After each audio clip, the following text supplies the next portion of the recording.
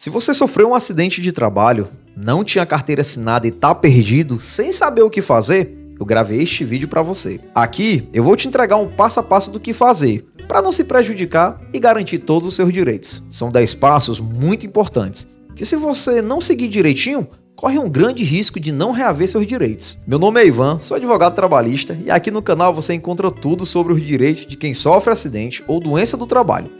Então já se inscreve para ficar sempre por dentro dos seus direitos. Olha, se você estava trabalhando como um funcionário, mas sem carteira assinada, é possível que você consiga garantir todos os seus direitos. Você vai ter mais trabalho para fazer isso do que alguém que trabalhou com carteira assinada e sofreu um acidente. Isso porque você vai precisar provar na justiça que realmente era funcionário dessa empresa e se acidentou enquanto trabalhava para ela. Se você conseguir provar essas duas coisas, vai ter os mesmos direitos de um funcionário de carteira assinada. Inclusive, um deles é poder exigir que a empresa assine a sua carteira. Isso tudo você vai fazer através de um processo na Justiça do Trabalho. Mas fica tranquilo que eu vou te entregar um passo a passo de como você deve agir imediatamente após o acidente. O primeiro passo para quem sofre um acidente de trabalho é tentar tirar fotos e filmar o local do acidente e as consequências dele. Se você machucou a perna porque tinha um buraco no meio do piso da empresa, tem que tirar foto do buraco, do seu pé torcido, tudo isso. Se você machucou a mão enquanto operava a máquina, tem que tirar foto do machucado,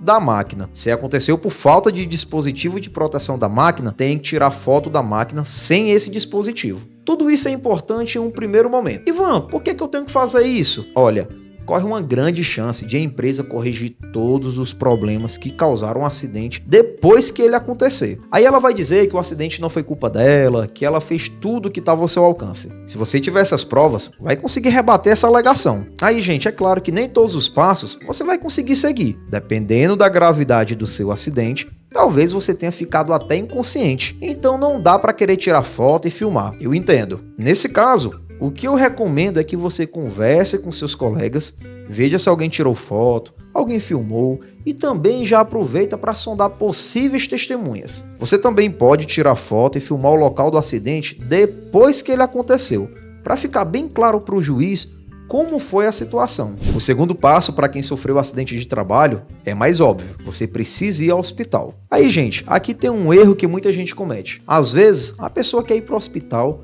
mas fica com medo de ser demitido e não vai. Aí o que acontece? O machucado começa a doer, a pessoa fica com medo e vai no hospital depois do expediente ou no dia seguinte. Qual o problema disso? Quebra a linha cronológica do que aconteceu. Pensa aqui comigo. Se você for ao hospital imediatamente após o acidente, vai ter seu prontuário lá dizendo o horário que você foi atendido, o que foi feito, o motivo do atendimento e o horário que você foi liberado. Você vai conseguir alegar que realmente foi um acidente no trabalho, até porque ali era o seu horário de trabalho. Agora, se você deixar para ir depois do trabalho, no dia seguinte, ou até mesmo se você nem for, como é que você vai fazer prova que sofreu esse acidente? Não vai conseguir. Eu vejo isso acontecer bastante com quem trabalha com energia elétrica. A pessoa sofre uma descarga elétrica e continua trabalhando, como se nada tivesse acontecido. Tem que ir para o hospital, tanto para ter provas, como também para você não ter problemas de saúde maior. Ah, Ivan, mas meu chefe disse para eu continuar trabalhando. Gente, mas isso não existe. Você pode ir no hospital, você vai apresentar o atestado depois. Ele não pode impedir de você ir. Se você não vai ao hospital, a chance de se prejudicar é enorme, porque você não vai ter provas fortes de que sofreu o acidente. Aí, claro, se você sofreu um arranhãozinho leve, que realmente nem faz sentido ir para o hospital, tudo bem. Mas se for algo que pode gerar um problema maior, tem que ir para o hospital, gente. Só para vocês terem uma ideia, eu já vi um caso de uma senhora que trabalhava na limpeza de uma empresa. Ela escorregou, bateu com a cabeça e não quis ir para o hospital. Parece até mentira, mas a empresa levou ela para casa e só à noite ela passou mal e foi para o hospital. Ela passou um tempão internada e infelizmente faleceu. Eu sei que esse é um caso extremo, mas tem que ter cuidado. Sua saúde e seu bem-estar são as coisas mais importantes que você tem. E emprego nenhum vai compensar sua saúde ou sua vida, tá bom?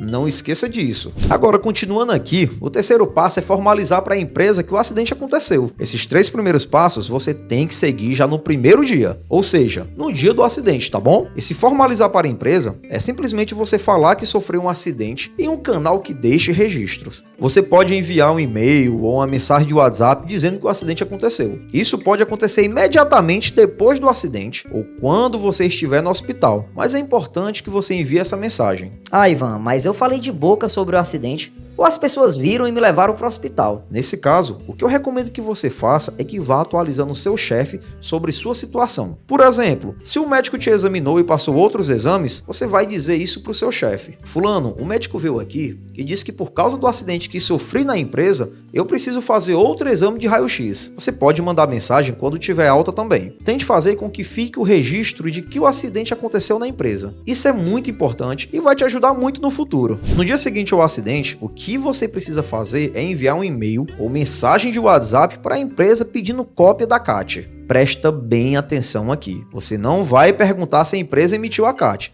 Você vai pedir uma cópia da CAT. Provavelmente, ela vai dizer que não abriu, que não tem que abrir, vai inventar alguma coisa. O objetivo é simplesmente ter provas disso, ter provas do que ela tá falando e também que você pediu a CAT. Se você não sabe o que é a CAT e como ela pode te ajudar, eu vou deixar aqui na descrição um vídeo em que falo sobre ela e recomendo muito que você assista depois. Gente, na prática, o que eu costumo ver são dois cenários. Quando alguém está trabalhando sem registro e se acidenta, ou a empresa reconhece o erro e registra o funcionário, ou manda logo a pessoa embora e continua errando. Depois de pedir a CAT, você já vai sentir o que vai acontecer no seu caso. Você vai saber se a empresa vai fazer o certo contigo ou não. E é nesse momento que você precisa começar a se armar. Aqui não dá para ser ingênuo. Temos que torcer pelo melhor, mas se preparar para o pior. Ou seja, se preparar caso a empresa não haja certo. Por isso eu recomendo que você comece a juntar provas de que trabalhou nessa empresa. Como você estava sem carteira assinada, você até pode conseguir seus direitos, mas você vai precisar processar a empresa. E nesse processo, você vai precisar provar para o juiz que trabalhou para ela. Essas provas costumam variar bastante de caso para caso, mas tem um vídeo aqui no canal só falando sobre isso, e eu vou deixar ele aqui na descrição. O próximo passo vai depender da gravidade do acidente e também do que a empresa fez. Mas antes de mostrar qual é o próximo passo,